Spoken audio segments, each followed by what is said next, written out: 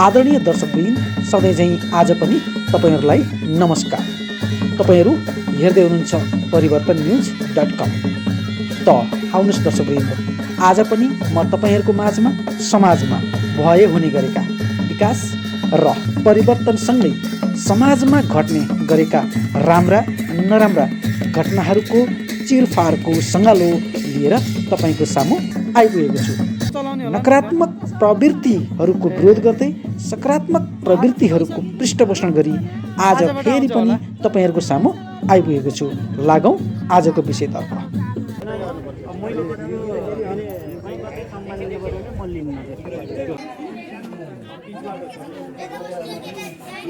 हरिपाउ खानेपानी तथा सरसफाई आयोजना समुद्घाटन कार्यक्रमका प्रमुख अतिथि माननीय पृथ्वी सुब्बा गुरुङ तथा सरसफाई उपभोक्ता समितिद्वारा आयोजित यो कार्यक्रम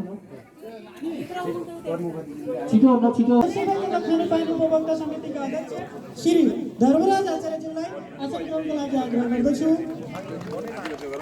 जिल्ला समन्वय सदस्य श्रीमती गोमादेवी गौतम अधिकारीज्यूलाई आसन ग्रहणको आग्रह गर्दछु।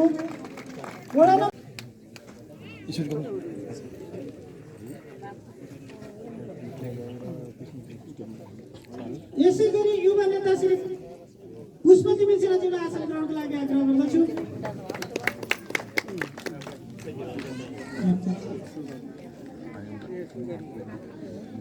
यसै गरी युवा नेता रामकाजी गुरुङज्यूलाई आसन ग्रहणको लागि आग्रह गर्दछु। यसै गरी एमन काजीज्यूलाई आसन ग्रहणको लागि, यसै गरी युवा नेता बलराम तिमिल सिन्हाज्यूलाई आसन ग्रहणको लागि आग्रह गर्दछु।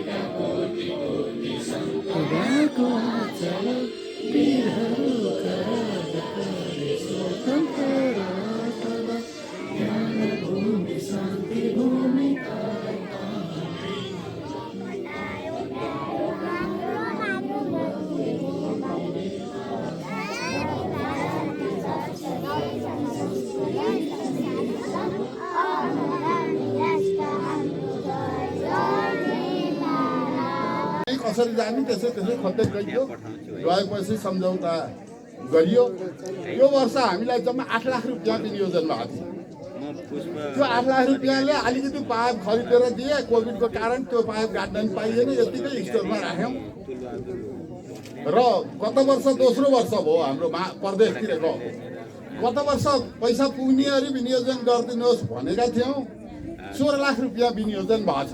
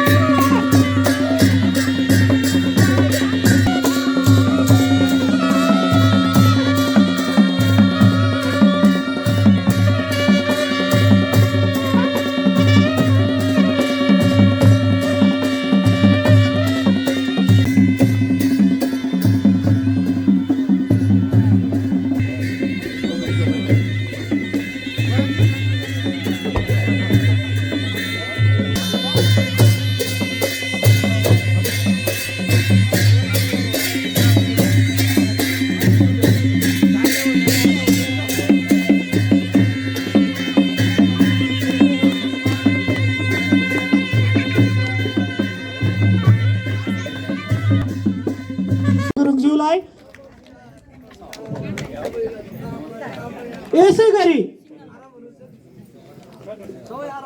प्रमुख अतिथिको रूपमा आसन ग्रहण गरिदिनको लागि माननीय संस्थापक मुख्यमन्त्रीज्यू श्री पृथ्वी सुब्बा गुरुङज्यूलाई हार्दिक आग्रह गर्दछु। यसै गरी विशेष अतिथिको रूपमा प्रदेश नम्बर 1 पूर्व प्रदेश प्रमुख श्री सोमनाथ अधिकारी प्यासीज्यूलाई मञ्चमा आसन गरिदिनु न हार्दिक आग्रह गर्दछु। यसै गरी विशेष अतिथिकै रूपमा माननीय कृष्णबहादुर थापाज्यूलाई आसन ग्रहणको लागि आग्रह गर्दछु।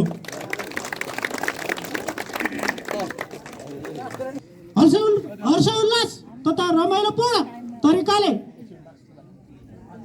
अगाडि बढाउनको लागि वाद्यवादन टिममा रहनुभएका सम्पूर्ण वाद्यवादक टिमका अग्रजहरूलाई आफ्नो स्थानमा आसन ग्रहण गरिदिनको लागि हार्दिक आग्रह गर्दछु। वाद्यवादकको टिमहरू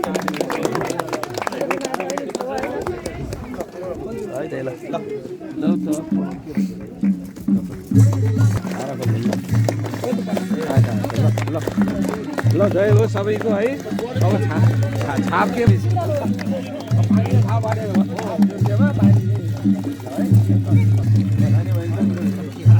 यो त ओरिजिनल पानी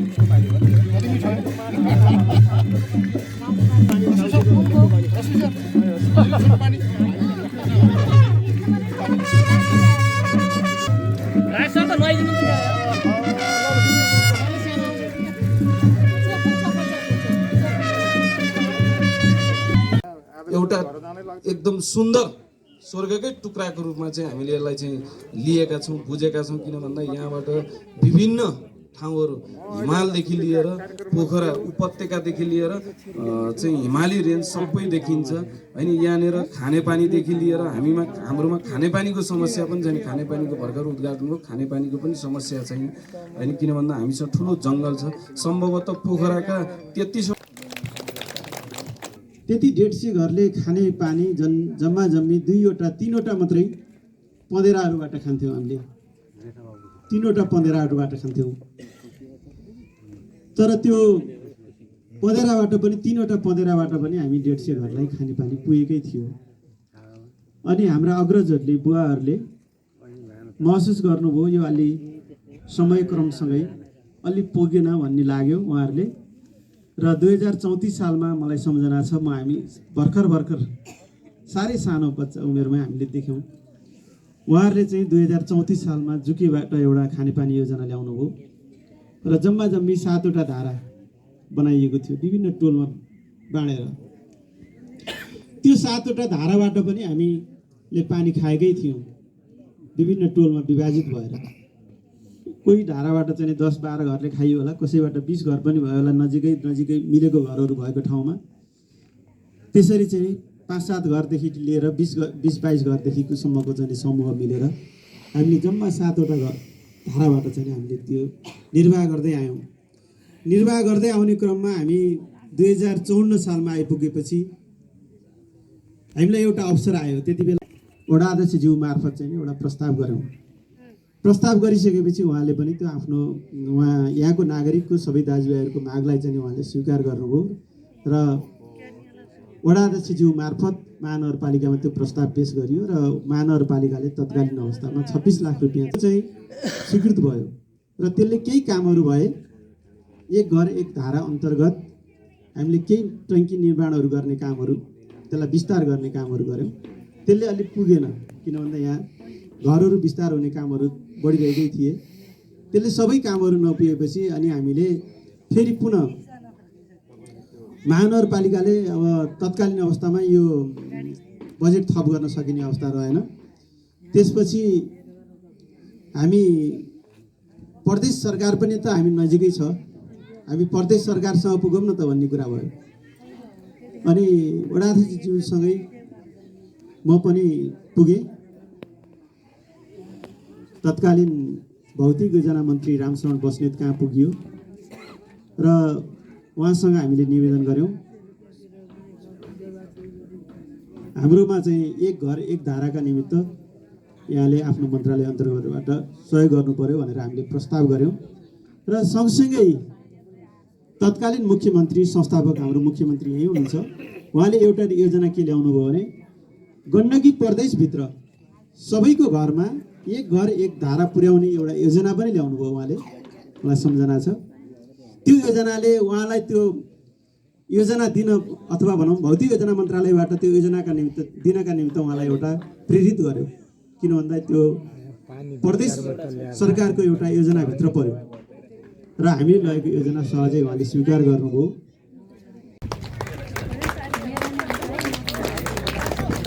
यसै गरी घरको कलावती आचार्य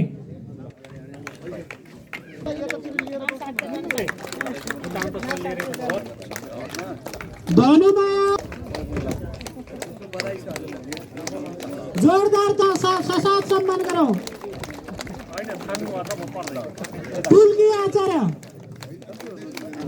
साथीहरू दोसल्ला जोरदार ताली बजाऊ।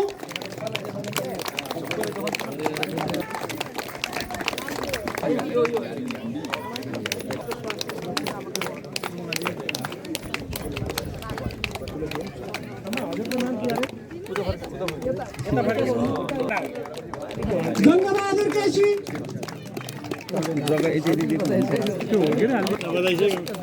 ताली बजाओ, ताली के साथ सम्मान करो। आज को इस खुशी को क्षण में पुल्की आचार्य हर्कबहादुर भुजेल बनेर सरकार भयो र धेरै ठाउँमा कम्युनिस्ट पार्टीको तर्फबाट तत्कालीन नेकपाको तर्फबाट धेरै माननीयहरू हुनुभयो। 6वटा प्रदेशमा कम्युनिस्टहरूको वर्चस्व रहेको गठबन्धनको सरकार बन्यो। वास्तवमा त्यो गठबन्धनको सरकार बनिरहँदा केन्द्रमा केपी ओलीको नेतृत्वको सरकार थियो, प्रदेशमा एक खालको गठबन्धनको सरकार थियो, नेकपाभित्रको स्थानीय तहमा हामी थियौँ। 3 तहको सरकारको बिचमा सहकारिता, समन्वय र सहअस्तित्वको सिद्धान्त अनुसार धेरै कामहरू भए। हामीले हाम्रा विरुद्धमा आएको कोभिडलाई समेत परास्त गर्न सक्यौँ। त्यो धेरै किसिमको समन्वयले 2 वर्ष जनप्रतिनिधि आएको लगत्तै पछि कोभिडको बिचमा हामी हिँड्नु पर्यो। जनप्रतिनिधिहरू राति 1 बजे फोन उठाउनु पर्थ्यो। विकासको काम गर्न हिँड्नु पर्ने जनप्रतिनिधि खोप लिएर हिँड्नु पर्ने अवस्था बन्यो। जनतालाई क्वारेन्टाइनमा राख्नुपर्ने अवस्था बन्यो। तपाईँ हामी त्यो अवस्थाबाट पनि हामी गुज्रियौँ। र गण्डकी प्रदेशमा पनि पृथ्वी सुब्बा गुरुङ गण्डकी प्रदेशको पहिलो मुख्यमन्त्री हुनुभयो, संस्थापक मुख्यमन्त्री। वास्तवमा उहाँको कार्यकालमा 3 वर्षका 3वटा किताब निक्लिएका छन्। गण्डकी प्रदेशको सरकारको पहिलो कार्यकाल, पहिलो वर्ष, दोस्रो वर्ष र तेस्रो वर्ष भन्ने 3वटा पुस्तक तपाईँ हामीले हेऱ्यौँ भने गण्डकी प्रदेश सरकार कसरी अगाडि बढिरहेको रहेछ भन्ने कुरा त्यहाँ प्रष्ट हुन्छ। दिगो विकासको लक्ष्य अनुसार गण्डकी प्रदेशको सरकार अगाडि बढ्यो। स्थानीय तहसँग समन्वय गर्दै अगाडि बढ्यो। पर्यटन प्रवर्धनका थुप्रै कार्यक्रमहरू लिएर अगाडि बढ्यो। कृषिको क्षेत्रमा 163वटा पकेट क्षेत्र घोषणा गरेर अगाडि बढ्यो। त्यसै गरी सडकको सन्दर्भमा 98.4 किलोमिटर सडक कालोपत्रे पहिलो वर्षमै गर्यो र भने 122.71 किलोमिटर सडक ग्राभल गर्यो पहिलो वर्षमै। 19वटा पुलहरू, मोटरेबल पुलहरू बनायो र दोस्रो वर्ष 145वटा पुलहरू निर्माण गर्यो गण्डकी प्रदेश सरकारले। एक सडक एक निर्वाचन क्षेत्र भनेर सबै क्षेत्रमा 1 अरब 37 करोड रुपियाँ विनियोजन गरेर गौरवका सडकहरूको काम सुरुवात गर्यो। खानेपानी तथा सरसफाइतर्फ आधारभूत खानेपानी सबै जनतालाई पुर्याउने उद्देश्यका साथ 130वटा आयोजनाहरू पहिलो वर्षमै सुरु गर्यो।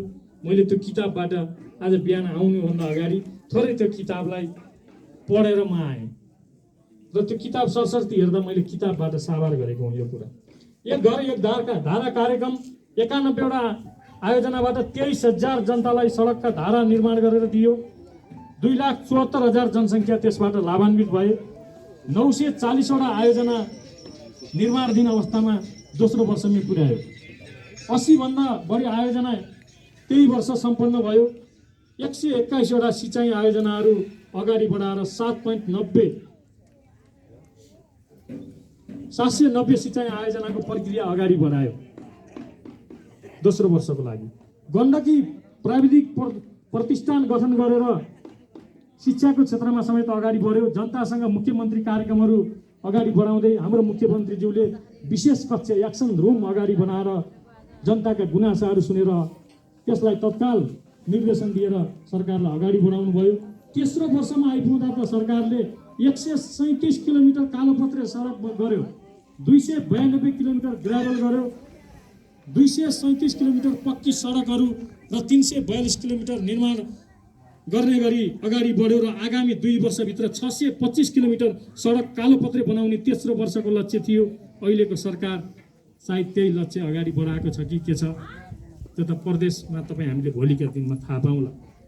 यो डाटाको कुरा मैले गरिरहेको छु।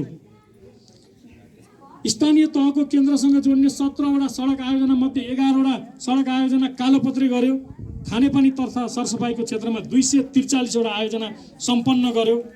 55,060 निजी धाराहरू जडान गर्यो। 2,85,184 जनसङ्ख्या लाभान्वित बनायो तेस्रो वर्षमा आउँदा।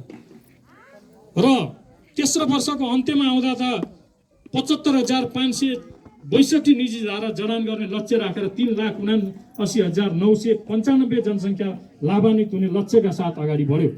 र प्रदेशका सबै नागरिकहरूलाई 5 वर्षभित्रमा आधारभूत खानेपानी सेवा पुर्याउने लक्ष्यले अगाडि बढेको गण्डकी प्रदेश 3 वर्ष पुग्ने बित्तिकै थोरै समस्याका कारणले अथवा 1-2 जना सांसद मात्रै कमी हुनाका कारणले सरकार ढल्न पुग्यो। तर यी गौरवका आयोजनाहरू अगाडि बढाउनुहुन्छ भनेर जनताले हेरिरहेका छन्। तपाईँ हामीले यो खालको एउटा भिजनरी लेभल गण्डकी प्रदेशमा पायौँ। आज मैले केजरीवाललाई सम्झिरहेको छु। दिल्ली जसरी केजरीवालले बनाए गण्डकी प्रदेश हाँक्न सक्ने सक्षम संस्थापक मुख्यमन्त्री पृथ्वी सुब्बा गुरुङलाई अहिले पनि गण्डकी प्रदेशले खोजिरहेको छ। फेरि मुख्यमन्त्रीमा उहाँ कमब्याक हुनुपर्छ भनेर जनताले खोजिरहेको अवस्था छ। फेरि पनि नेकपालाई फेरि पनि एकीकृत गर्दै कम्युनिस्ट जनमतलाई अगाडि बढाउँदै फेरि पनि उहाँ अगाडि बढ्नुपर्छ भन्ने जनताको चाहना छ। यो खालको एउटा भिजनरी लिडर हामीले पाएका छौँ गण्डकी प्रदेशमा। यो तपाईँ हाम्रो लागि ठुलो सपना हो। आज हाम्रो देशलाई सुरुङ मार्गमा पुर्याउने काम त केपी ओली सरकारले गर्यो। रेलका कुरा अगाडि बढायो, 6 लेनका सडकहरू अगाडि बढायो। मलाई जिरोबाट हेम्जासम्मको सडक जाँदा युरोप गएको फिलिङ हुन्छ अहिले।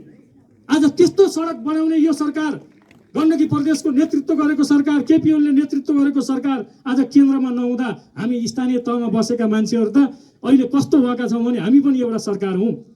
3 तहको सरकारको बिचमा सहकार्य समन्वय सहअस्तित्व हुनुपर्छ। तर अहिलेको प्रदेशको सरकार त कस्तो भयो भने 2 लाख 3 लाख 5 लाखका योजना 16 नम्बर वडामा 150वटा राखेको छ अहिलेसम्म। भौतिक पूर्वाधार मन्त्री बसी मैले उहाँलाई हिजो एउटा कार्यक्रममा भने, मन्त्रीज्यू अब 4-5 दिन अझै आचार संहिता लाग्दैन, तपाईँले थप 50वटा योजना 16 मा हाल्नुहोस्। त्यो कार्यान्वयन हामी गराउँछौँ, किन हामी 16ले विकास चाहिरहेका छौँ। हाल्नुहोस् योजना। तर 7 मिटरभन्दा माथिका सडक कति बने गण्डकी प्रदेशमा? ठुल्ठुला रोडहरू कति बने? ठुल्ठुला पुलहरू कति बने? यो कुराको जवाफ त तपाईँले दिनुपर्ने होला नि। आज 2 लाख 3 लाख 5 लाखका योजना हालेरै सन्तुष्टि लिने हो भने थप 50वटा योजना हाल्नुहोस्। 3 दिनका दिन हामी सिफारिस गर्छौँ, जनताले सम्झौता गर्छन् भनेर हिजो मैले एउटा कार्यक्रममा भौतिक पूर्वाधार मन्त्रीलाई भने। विकासमा हामी 16 मा जति योजना आए पनि हामी कार्यान्वयन गराउँछौँ। यहाँका सबै दलहरूसँग समन्वय गरेर स्थानीय सरकारले त्यसलाई अगाडि बढाउँछ। किन भन्दा हामीले देखेको विकास, हामीले देखेको लक्ष्य, अहिले विपिनजीले जे भन्नुभयो त्यो अनुसार हामी जान चाहन्छौँ। आज 16 नम्बरबाट यो उत्तरी पोखरा हो। यहाँ रविन्द्र अधिकारीले सांसद हुने बेलामा आएर यो ठाउँमा ढिकी डाँडामा आएर उहाँले सांसद हुनुभन्दा अगाडि आइसके पछाडि उहाँको सोच थियो झुप्राङकोट जाने। पछि पर्यटन मन्त्री हुँदा उहाँको व्यस्तताले पाउनु भएन। तर हामी पछि झुप्राङकोट गयौँ र यो झुप्राङकोट अत्यन्त सुन्दर छ। त्यहाँबाट हिमालहरू देखिन्छ। भोलि केबल कारका सपना यहाँका जनताले देखेका छन्। यो ढिकी डाँडाको प्रवर्धन गरेर यो तनहुँको मानङकोट भन्दा अझ रमणीय ठाउँ छ यो ढिकी डाँडा। यसलाई एउटा त्यो हबको रूपमा लाने सपना यहाँका जनताले देखेका छन्। पिच तपाईँहरू 20 वर्षभन्दा बढी लाएर बनेको पिच हो यो त्यसै होइन, 2 वर्षमा भएको पिच होइन, यो 20 वर्ष अगाडि खनेको गोरेटो बाटो आज पिच भएर हामी आएका छौँ। आर्थिक वर्षमा हामीले छुट आयोजनाको रूपमा हामीले माग पनि गरेका थियौँ। तथापि त्यो बजेट नआए तापनि हामीहरूसँग भएका स्टकहरूबाट स्टोरमा भएका सामग्रीहरू यहाँ पठाएर धारा जडानका कार्यहरू भइरहेका छन्। यसमा हालसम्म 140वटा घरधुरी मध्येमा 100वटा घरधुरीमा प्रदेश सरकारको तर्फबाट पठाएका छौँ भने 40 घरधुरीमा महानगरपालिकाको तर्फबाट धाराहरू जडान हुने कार्यहरू अगाडि बढिरहेको छ। र यस आयोजनाको मैले लागतको इस्टिमेट हेर्दाखेरि यो आयोजना जुन 76-77 सुरु भएको थियो त्यतिखेर लागत इस्टिमेट 1,35,84,000 थियो भने प्रदेश सरकारको 1,18,00,000 थियो भने जनसहभागिता 17,65,000 थियो। र हामी अहिलेसम्म आउँदाखेरिमा यस प्रदेश सरकारको 74,05,000 रुपियाँ खर्च भएको छ भने जनसहभागिता हामीले उहाँहरूको खन्ने पुर्ने लगायतका कार्यहरू हामीले मूल्याङ्कन गर्दाखेरिमा 8,88,000 गरेर अहिले टोटल यसको 82,93,000 यो आयोजना करिब सम्पन्न भएको अवस्था छ। संस्थापक प्रदेश प्रमुख आदरणीय सोमनाथ अधिकारी प्यासीज्यू, हाम्रो पार्टीका यहाँ रहनुभएका विभिन्न नेता कार्यकर्ता कमरेडहरू, यो वार्डका जननिर्वाचित वार्ड अध्यक्षज्यू, सत्य हो हाम्रो गण्डकी प्रदेशका संस्थापक मुख्यमन्त्री पृथ्वी सुब्बा गुरुङको नेतृत्वमा हामी सभासदहरू, हामी सबैको साथ समर्थन, हामी सबैको सहयोगमा गण्डकी प्रदेशभरि हामीले एक घर एक धाराको त्यो कन्सेप्ट, त्यो अवधारणा हाम्रो सरकारले ल्याएको हो र हामीलाई विश्वास छ त्यो जनताको हितको लागि त्यो काम भएको हुँदा यो वर्तमान सरकारको सद्बुद्धि आउनेछ र त्यो कार्यक्रमलाई निरन्तरता दिनेछ। खानेपानी आयोजनाका पैसाहरू कटाउने छैन र पैसाहरू कटाएर अनाहक चाहिँ जथाभावी एक खालको पैसाहरू बाँड्ने काम पनि भइरहेको छ, त्यो गलत छ।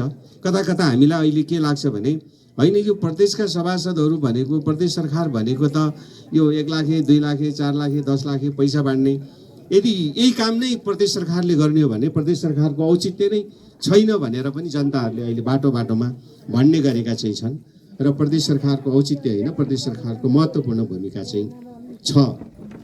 र त्यसको साथसाथै यो कार्यक्रम यो सस्तो लोकप्रियताको लागि गरिएको पनि होइन र यो बिहारी शैली पनि होइन। बिहारी शैली भनेको त त्यो चोर गुन्डा डाँगाफटाहरूले गर्ने शैली हो। हामी त्यो सदा सदा त्यो शैलीको विरुद्धमा छौँ। हामी, हाम्रो पार्टी, हाम्रो सरकार, हामी त्यो गुन्डागिर्दी शैली र एक खालको जनतालाई ढाँट्ने शैलीको हामी सदा सदा विरुद्धमा चाहिँ छौँ। हामी सधैँ सधैँ जनताको पक्षमा, जनताको हितमा, जनताको विकासमा, जनताप्रति हामी समर्पित भएर काम गर्ने, त्यो शैली अवलम्बन गर्ने हाम्रो आफ्नो दायित्व हो। हामीले त्यो गरेका चाहिँ छौँ।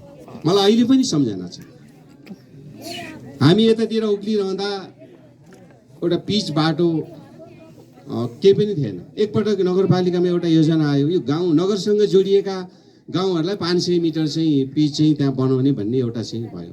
त्यसो भए त यहाँ घार्मीको डाँडा कम जति हुन्छ त्यति त सुरु गरौँ न भनेर सबैभन्दा पहिला अघिमा आउने बेलामा प्यासी गभर्नरसँग त्यहाँ हाम्रो मुख्यमन्त्रीसँग कुराकानी पनि भएको थियो। सुरुमा हामीले त्यहाँ 500 मिटर पिचको सुरुवात हामीले गरेको र हामी गाउँसँग जोडिएका नगरहरूलाई एक खालको यो गरिबी निवारणको लागि गाउँ नगर साझेदारीका योजना भनेको हाम्रो गण्डकी प्रदेश सरकार हामीले सुरु गरेको एक घर एक धारा, यो वास्तवमा जनताको एउटा मौलिक अधिकार पनि हो।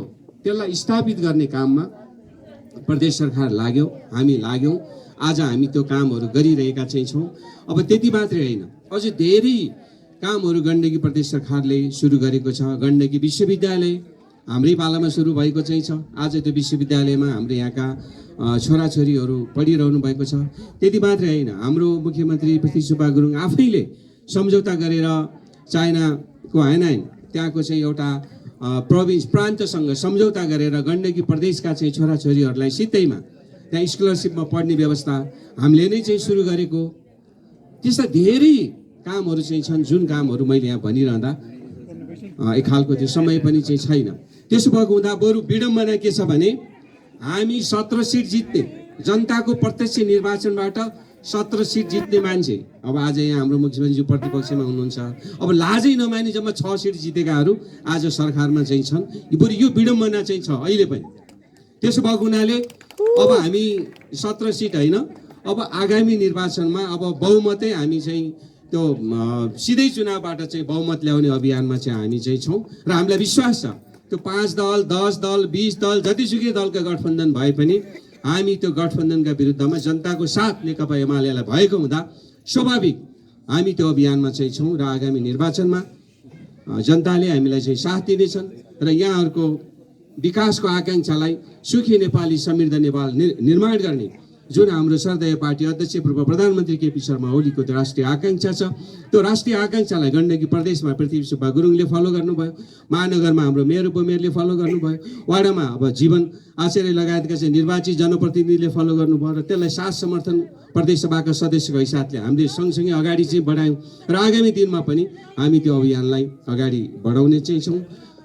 एउटा राम्रो कुरो के भन्नुभयो भने साथीले यो धाराहरू निर्माण गरियो, यो मर्मतको कोष राख्नुपर्छ भन्ने कन्सेप्ट जुन छ नि हैन, यो असाध्य राम्रो हो। किनभने यो धाराहरूको टुटी फुक्ल्यो, कसले हाल्ने एउटा सानो टुटी पनि कसले राख्ने भन्दा भन्दै जनताले खाने पानी नोक्सान हुने कि त्यो बजेटै एलोकेट गर्न पाइसकेपछि अलिकति त्यो भइसकेपछि त सजिलो भयो नि, समितिले गर्न सकिहाल्ने भयो।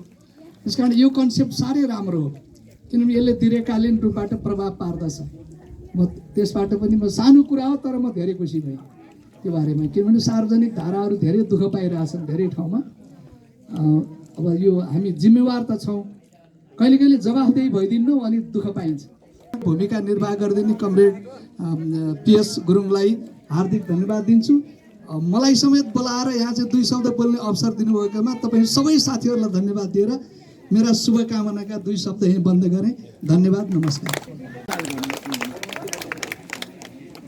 त संहिता कार्यान्वयनमा चाहिँ मुख्यमन्त्रीहरूको प्रदेशहरूको महत्त्वपूर्ण भूमिका हुन्छ है। म एकपल्ट त्यहाँ चाहिँ जान चाहन्छु, त्यो एउटा मेरो सपना थियो, त्यो सपना अनुसार म यहाँ आएको। त्यस कारणले मैले जीवनमा धेरै महत्त्वपूर्ण अनुभूतिहरू चाहिँ सँगालेको छु, अनुभवहरू लिएको छु, शिक्षा पाएको छु।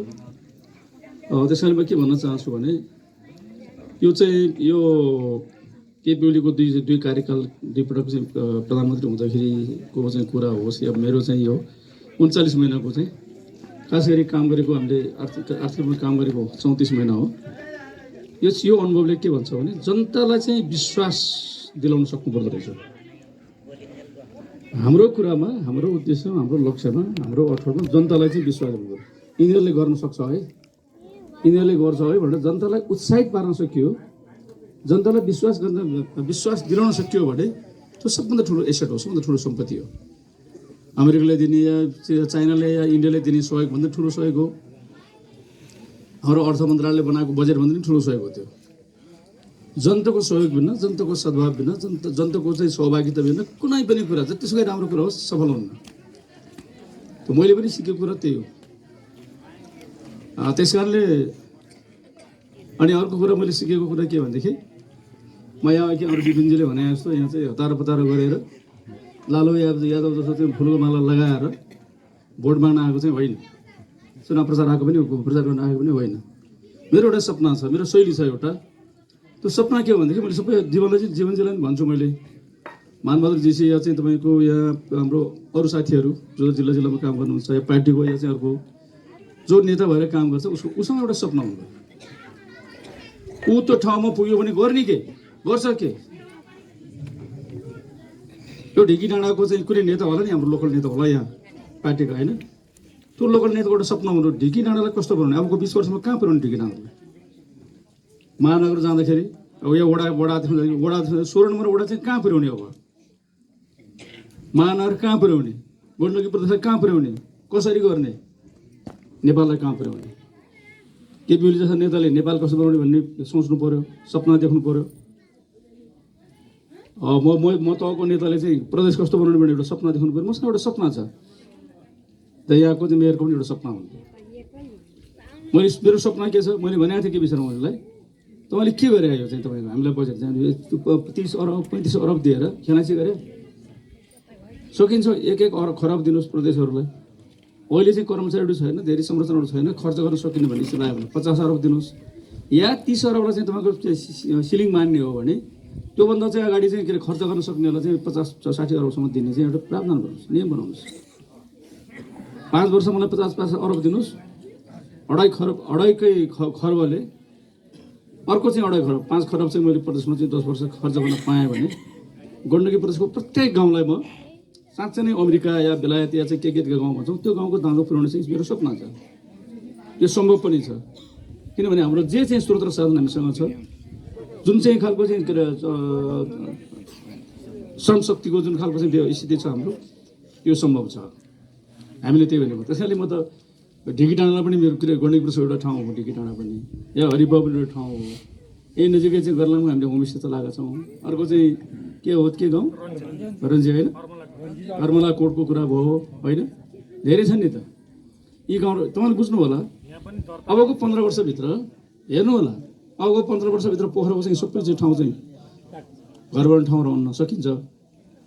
त्यो बेला चाहिँ तपाईँको यो पोखराको आसपासका हरिपाउ जस्ता, ढिकी डाँडा जस्ता, कर्मला जस्ता, या चाहिँ उहाँ चाहिँ आँटीघर जस्तो, या चाहिँ छ नि हाम्रो त्यो ठुला कोट या पाउँदुर कोट या रामकोट, या चाहिँ तपाईँको यान्सकोटसम्म पनि पुग्नु सक्ला। या सरानकोट चाहिँ यो किउकोट काउकोट त कुरा गर्नै परेन। निर्मल पोखरी र चाहिँ भरतपोखरीको डाँडाहरू सबै चाहिँ भरिभर हुन्छ। र कुनै दिन हङकङमा त्यही छ, मूल सहरको चाहिँ के अरे जमिनभन्दा त्यो माथि डाँडाको चाहिँ जमिन धेरै महँगो छ। कुनै दिन धनीमानीहरू बस्ने ठाउँ हुन्छ, यो सम्पन्नहरू बस्ने ठाउँ हुन्छ, जस्तो चाहिँ तपाईँको ठुल्ठुलो चाहिँ रिसोर्टहरू बस्ने ठाउँ हुन्छ भन्ने विश्वासै छैन। यहाँ चाहिँ म कहिले मलाई चाहिँ साथीहरूलाई भन्छु फुलको माला धेरै त लगाइदिनै पर्दैन। यो पृथ्वी सेवा गुरुङ फुलको मालाको त भोगी पनि छैन, यो चाहिँ यो के अरे हाम्रो खादाको भोगी पनि छैन, केही लगाइदिनु पर्दैन। तपाईँको मनले समर्थन गरिदियो भने, तपाईँहरू आफ्नो लागि आफै मिलेर चाहिँ हाम्रो काम होस् भइसक्यो गरिदियो भने त्यही पुग्छ। हामीले भनेको त्यही। त मलाई कहिले मलाई चाहिँ त्यो चाहिँ फुलको मालाले चाहिँ थिचे जस्तो भइरहेको छ। त्यसो भनेर फेरि जनताले त मान्दैन होइन, आफ्नो नेता भन्नुहोस् सारा चाहिँ कार्यकर्तालाई पनि नेतालाई चाहिँ खुसी पारौँ भन्ने हुन्छ कार्यकर्तालाई, त्यो एउटा सन्दर्भ होला। तर जनताले दिलैदेखि चाहिँ फेरि माला लगाएको लागि चाहिँ माला नै थिचिसकेको हुन्छ कि। अनि मैले यो चाहिँ जनताको यस्तो चाहिँ फुलको मालाको चाहिँ सेक कसरी तिर्ने होला, यसो भाडा कसरी तिर्ने होला, केही न केही विश्वास भएर त्यो फुलको माला लगाइदियो होला नि, केही न केही सम्मान भएर फुलको माला लगाइदियो होला। यसले चाहिँ हाम्रो विकास गरिदिन्छ, हाम्रो पानी ल्याइदिन्छ, हाम्रो स्कुल बनाइदिन्छ, या चाहिँ हाम्रो बाटो बनाइदिन्छ, या चाहिँ हाम्रो होमस्टेहरू खोल्ने सहयोग गर्छ, या कृषिको विकासमा योगदान गर्छ, त्यही विश्वासै होला। या त परम्परागत रूपमा पाहुनालाई स्वागत गर्नुपर्छ भन्नु स्वागत गरे। त्यस कारणले हामीले चाहिँ म तपाईँलाई के भन्नु खोजेको भने हामी सबैको चाहिँ आँखा छ, सबै दलका नेताहरूको पनि आँखा छ, बाहिर हेर्ने आँखा छन् तर दृष्टिकोण कसैको छैन। शेरबहादुरको आँखा छ, दृष्टिकोण छैन। प्रचण्डको आँखा छ, दृष्टिकोण छैन। माधवजीको आँखा छ, दृष्टिकोण छैन। केपीओलीको आँखा छ, दृष्टिकोण पनि छ। हामीले खोजेको त्यही। हामी हरेक पटक चाहिँ पाइला हिँडिरहेछौँ, पाइला चालिरहेछौँ, हिँडिरहेको छैन, प्रत्येक दिन हिँडिरहेछ। अहिले हाम्रो पाइला पनि हाम्रो गाडीले नाप्दै आयो नि। हाम्रो यात्रा छ दिनको चाहिँ हाम्रो कुदाइ छ, हिँडाइ छ, तर चाहिँ गन्तव्य बिनाको हिँडाइ छ हाम्रो। कङ्ग्रेसको हिँडाइ गन्तव्य बिनाको हिँडाइ 18 वर्ष के गर्यो उसले? यो कुनै पार्टीको आलोचना होइन, उसको नीतिको विवेचना गरेको मैले। के छ सपना उसको, के छ गन्तव्य उसको, अब 15 वर्षभित्र कहाँ पुर्याउँछ? हामीलाई त संयुक्त राष्ट्रसङ्घले भनिसक्यो दिगो विकासको लक्ष्य 17वटा इन्डिकेटरहरू छन्। त्यसमध्ये पहिलो त भोकमरीको अन्त्य गर, गरिबीको अन्त्य गर भन्छ। गरिबीको अन्त्य गर्ने सपना के छ कङ्ग्रेसको? हाम्रो वाम नेताहरूको चाहिँ यो सडकको चाहिँ कुकुर जस्तो चाहिँ हिँडिरहने वाम नेताहरू छन् कि सडकको कुकुर भनेर के हुन्छ? तपाईँले हेर्नुभयो होला कहिले साथीहरूले होइन, तपाईँले हेर्नु धेरै अनुभूति गरेको छ नि। सडक हुन्छ, राजमार्ग हुन्छ, राजमार्गको छेउमा चाहिँ घर हुन्छ, घरको चाहिँ घरमा कुकुर पालेको हुन्छ। हामी गाडीमा गाडी गुरुरु चढ्दै गयो भने कुकुर पछि दौडिन्छ गाडीको, अनि फर्किन्छ फेरि या त अर्को ठाउँबाट दिशाबाट चाहिँ गाडी आउँछ, फेरि गाडीको पछि दौडिन्छ। गाडीलाई जित्ने उद्देश्य हो कि गाडीको मान्छेलाई टोक्ने उद्देश्य हो कि या गाडीलाई चाहिँ टोक्ने उद्देश्य हो कि के हो त त्यो कुकुरको उद्देश्य? गाडीको पछि दौडिरहेछ। काङ्ग्रेसको पछि दौडिरहने प्रचण्ड र माधव जो त्यो कुकुर चाहिँ दौडाइ जस्तो भन्दा फर्कै पनि छैन। किनभने त्यो कुकुरको कुनै लक्ष्य छैन भनेको मैले। बिना गन्तव्यको हिँडाइ छ त्यो कुकुरको। गोधुली साँझमा कहिले हाम्रो गाउँतिर चाहिँ के हुन्छ, पहिले मेरो गाउँमा चाहिँ मेरो घर चाहिँ गाउँको सबभन्दा ठुलो आँगन थियो, मेरो आँगन होइन। हामी त्यहाँ जहिले पनि गुडगुडी खेल्थ्यौँ। आजकल चाहिँ सबै भाषामा कबड्डी भन्ने गरिरहेको छ। त्यतिखेर हाम्रो गाउँतिर गुडगुडी खेल्ने भन्थ्यौँ हामी। बेलुका साथै गुडगुडी खेल्न हाम्रो टाउकोमा चाहिँ त्यो चमेरहरू उडिरहेछ। फुत्त उडी छ चमेरो। त्यो चमेरो चाहिँ शिकार गर्ने चाहिँ बेला पनि होइन, त्यो शिकार धरात्म गर्ने हो, उसले दिनभरि सुत्ने हो। बिना गन्तव्यको बिना उद्देश्यको कुदाइ हो त्यो चमेरोको। त्यस कारणले आज हाम्रो नेताहरूको चाहिँ वाम नेताहरूको चाहिँ कुदाइ भनेको शेरबहादुर देवको पछाडि बिना काम बिना गन्तव्य कुदिरहने चाहिँ नेताहरूको केही काम छैन। त्यस कारणले मैले भन्न चाहेको जनतालाई भन्न खोजेको के हो भनेदेखि हामी सबैको गन्तव्य छ। यो चाहिँ तपाईँ संसारको 7 अरब 80 करोड पुगिसक्यो अहिले जनताहरू, 7 अरब 80 करोड जनताहरू सबैको गन्तव्य छ, एउटा पाइला छ, कदम छ। तर हाम्रो पाइलाहरू हाम्रो जुत्ताले नाप्ने होइन। हाम्रो पाइला त हाम्रो कदमले नाप्छ। हाम्रो गन्तव्य चाहिँ हाम्रो चाहिँ पाइलाले गर्दाखेरि हामी गन्तव्य पुग्न सक्छौँ, हाम्रो जुत्ताले गर्दाखेरि होइन। जुत्ताले गन्तव्य पुर्याउँछ भने चाहिँ भ्रम छन् यहाँका नेताहरू। जुत्ताले चाहिँ गन्तव्य पुग्दैन, हाम्रो चाहिँ कदमले हाम्रो पाइलाले चाहिँ गन्तव्य पुग्छौँ हामीले। र त्यो गन्तव्य पनि लक्ष्यविहीन चाहिँ के अरे गन्तव्य हिँडिरहने मान्छेहरूको चाहिँ त्यो कुकुर चाहिँ गोदली साँझको चमेरोको कुदाइ भन्दा केही फरक छैन। त्यसोबाट जनताको विश्वास छैन भन्नु खोजेको। त्यसैले जनतालाई हामीले एउटा विश्वास भरेका छौँ कि अब चाहिँ नेकपा एमालेको नेताहरूले चाहिँ आयो भने यो पृथ्वी सेवा गुरुङले, यसको टिमले, यसको पार्टीले गण्डकी प्रश्नमा के न के गर्छ भने जनतालाई विश्वास दिलाएको छ। सधैँ कसलाई भोट आयो भने थाहा छैन। आज पनि काङ्ग्रेसको चाहिँ आम जनताको विश्वास के हो भने पृथ्वी सेवा गुरुङले गर्छ है, नेकपा एमाले गर्छ भन्दा उनीहरूले गाह्रो हुन्छ, किन पार्टीमा छन् उनीहरू। अनि व्यक्तिलाई भन्छ मलाई भनेको त पार्टीले भनेको भने, पार्टीले भनेको मलाई भन्यो भने, केपी ओलीलाई भनेको चाहिँ पार्टीलाई भनेको, पार्टीलाई भनेको केपी ओलीलाई भनेको। त्यस कारणले चाहिँ मैले भनेको हाम्रो आँखा छ तर हाम्रो दृष्टिकोण छैन। हामी दृष्टिकोणसहित काम गर्न खोजेका छौँ। हाम्रो पाइला छ तर हाम्रो गन्तव्य छैन। हामी गन्तव्यलाई भेदन गर्न पुग्नको लागि चाहिँ पाइला चालिराखेका छौँ। त्यो पार्टी नेकपा एमाले मात्र भन्न खोजेको तपाईँलाई के छ भनेदेखि यो मुलुकमा सबै प्रधानमन्त्रीले आँखा त हेरेकै थिए नि त, तर त्यो ज्येष्ठ नागरिकहरूलाई चाहिँ कुन चाहिँ पार्टीले देख्यो, कुन पार्टीको चाहिँ प्रधानमन्त्रीले देख्यो। नेकपा एमालेको सरकार आएपछि मात्रै यो मुलुकमा चाहिँ ज्येष्ठ नागरिक छन् है, तिनको सम्मान हामीले गर्नुपर्छ, तिनलाई भत्ता दिनुपर्छ भनेर चाहिँ देख्ने चाहिँ दृष्टिकोण सहितको पार्टी हाम्रो पार्टी। समाजमा परिवारमा सबै ठाउँमा चाहिँ अवहेलित भएको एउटा चाहिँ अबला चाहिँ बनाउँछौँ हामी वीर वीराङ्गनाहरूलाई पनि। त्यस्ता चाहिँ त्यो एकल महिला विधवा महिलालाई चाहिँ अपमान गर्ने समाजमा चाहिँ उनीहरूको चाहिँ सम्मान गर्नुपर्छ, उनीहरूलाई चाहिँ राज्यले चाहिँ के अरे सुरक्षित गर्नुपर्छ। अरूले आँखा हेरे हामीले दृष्टिकोण लगायौँ त्यहाँ यो मुलुकको दलितको कुरा सारा कुरा गर्नु। अनि भनिन्छ नि सबै चम्कने धातु चाहिँ सुन हुँदैन। सबै पार्टीहरू चाहिँ असल छैनन् भन्ने कुरा खोजेको मैले, छन् असल। त्यस कारणले चाहिँ चम्किरहेको छ नि, पित्तल पनि चम्किया हुन्छ, चाँदी पनि चम्किया हुन्छ, के चम्किन्छ होइन। तर धातुहरू बिचमा चाहिँ सबै चम्किने वस्तु सबै पार्टीले भन्छ विकास गर्छौँ, सबै पार्टीले भन्छ जनताको सेवा गर्छौँ, सबै पार्टीले राष्ट्रको सेवा गर्छौँ। कसले सेवा गरेको छ राष्ट्रको? अनि राष्ट्रको चाहिँ हित ऐद हुने कुरामा चाहिँ छाड गरेर चाहिँ विदेशीको दलाली गर्ने, दासत्व स्वीकार गर्नेहरूले। अनि तिनीहरू चाहिँ चम्किने चाहिँ के अरे सुन हो।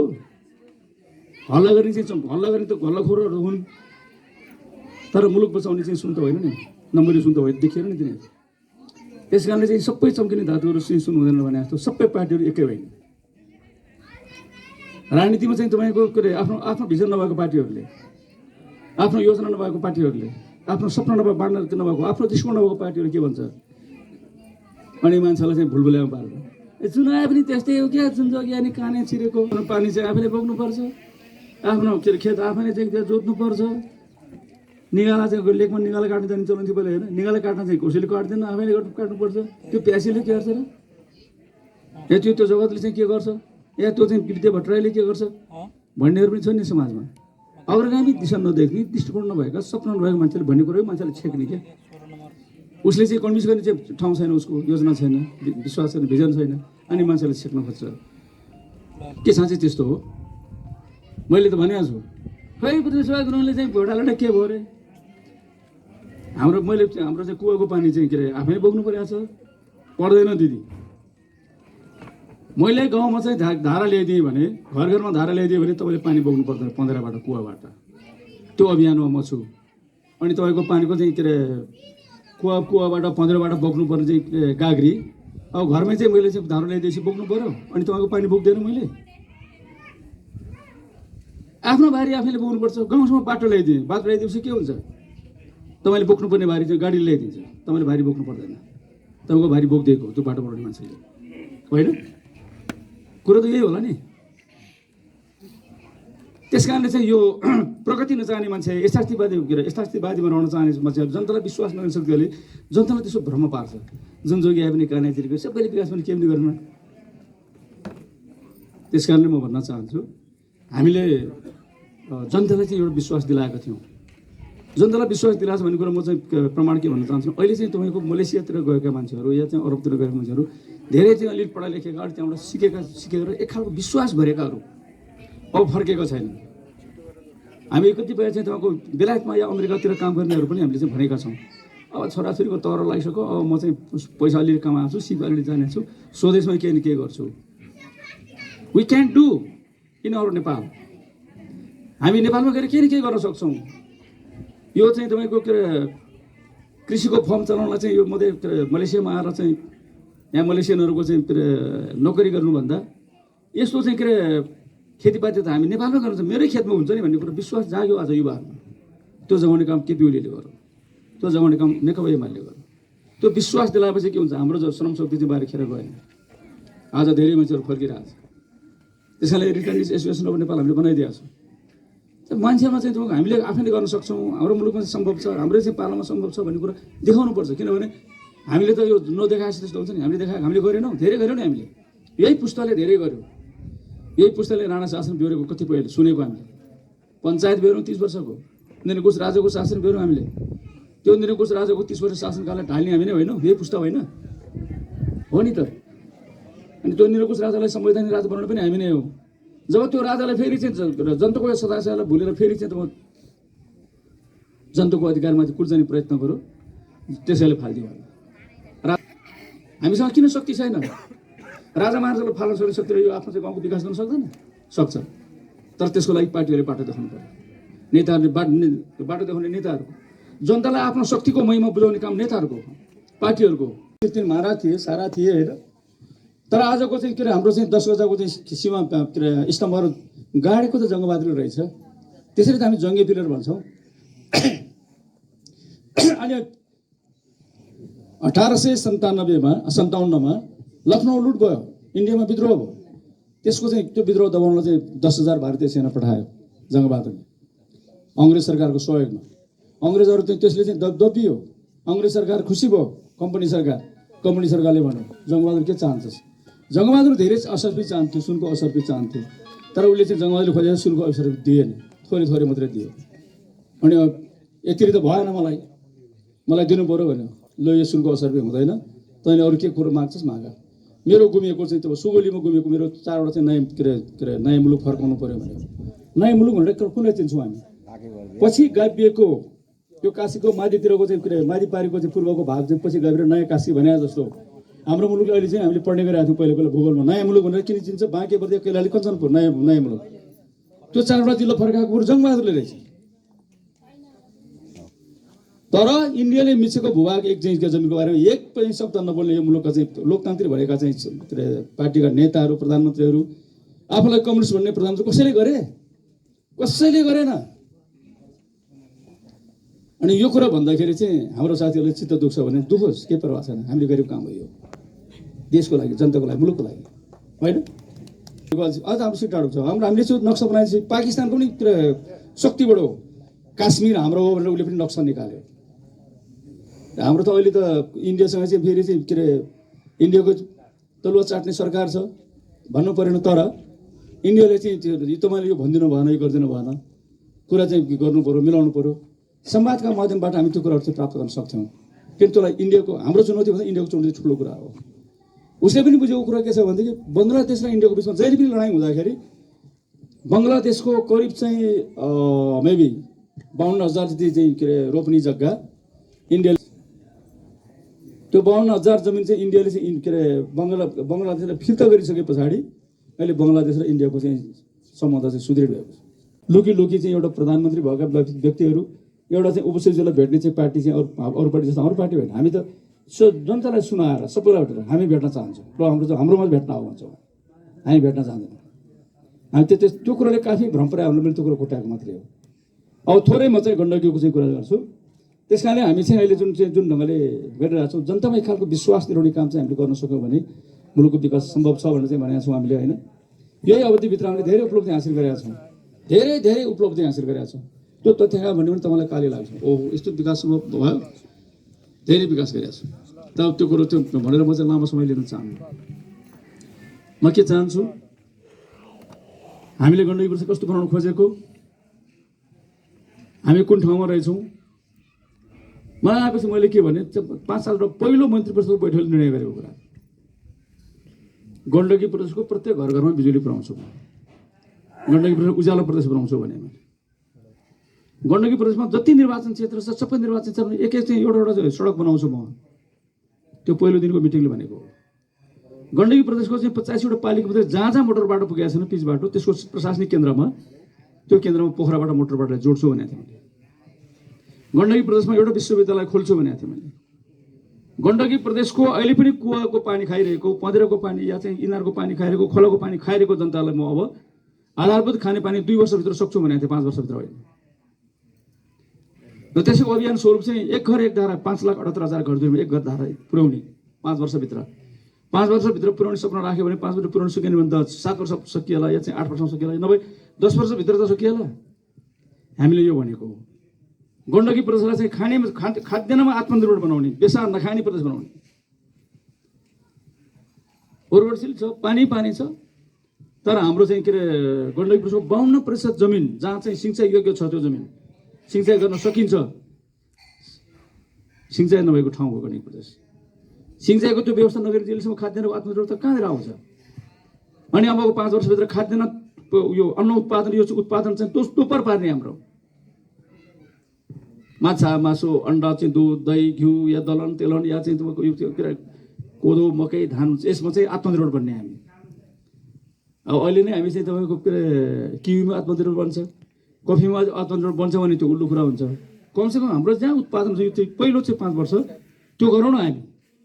र गण्डकी प्रदेशको गरिबी चाहिँ 14% छ, 14.5%, त्यो गरिबीलाई 7% झार्ने भनेको 5 वर्ष।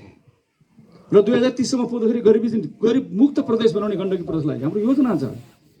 हामी त्यही चाहिँ गन्तव्यमा पुग्नको लागि पाइला चालिराखेका छौँ, हाम्रो कदम चलिरहेको छ। डीमा आउने कुरा कदम पनि त्यही कदमसँग जोडेको कदम हो, किनभने डीको चाहिँ गरिबी निवारण कसरी गर्ने भन्ने चाहिँ हामीलाई चिन्ता छ। कृषिको आधुनिकीकरण व्यवसायीकरण र चाहिँ बजारीकरण नगरिकन गरिबी निवारण सम्भव छैन। संसारमा चाहिँ मान्छे त बढाइ छ नि। कुनै जमानामा चाहिँ 30-40 करोड थियो जम्मा चाहिँ संसारमा, जब चाहिँ मान्छे तथ्याङ्क लिन थाले। आज संसारमा चाहिँ 7 अरब 80 करोड पुगिसक्यो। मान्छेको चाहिँ के अरे पेट त बढाइ छ, मान्छेको मुख बढाइ छ, हाम्रो जमिन उतिको उति छ। यहाँको माटो बङ्गालको चाहिँ खाडीको पुग्यो होला, तर चाहिँ यो पृथ्वीमै छ नि।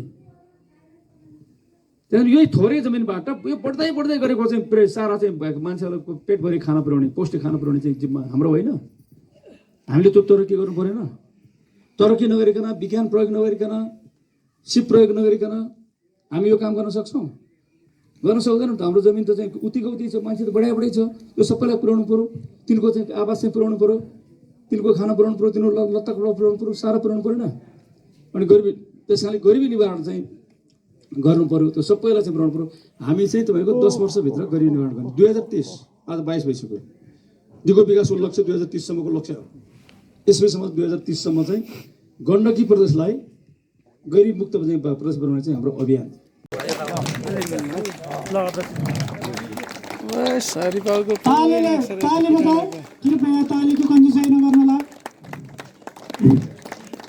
यही नक्सा हेरेर नै आउनुहुन्छ, यही नक्सा हेरेर नै आउनुहुन्छ कि बिर्सिनु भयो? यसै गरी प्रदेश नम्बर 1 पूर्व प्रदेश मायाको चिनो प्रधान तथा सिंचाइ कार्यालयका डिभिजनको डी साहब इन्जिनियर हरि नै छौँ भन्दै यो कार्यक्रम यहाँ यसै समापन भएको घोषणा गर्न चाहन्छु।